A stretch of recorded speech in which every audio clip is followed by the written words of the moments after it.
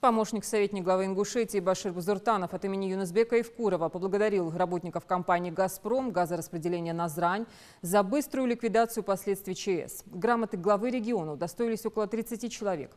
Это электросварщики, инженеры, слесари и водители, благодаря слаженной работе которых удалось в короткие сроки восстановить подачу газа после взрыва магистрального газопровода на Сыркорте по улице Смурзиева.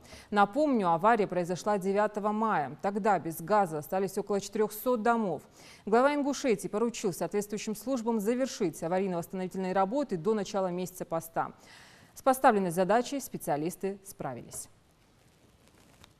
Эта благодарность, она в первую очередь свидетельствует о том, скажем так, нелегком труде, который провела наша компания по переподключению в кратчайшие сроки абонентов города Назрани.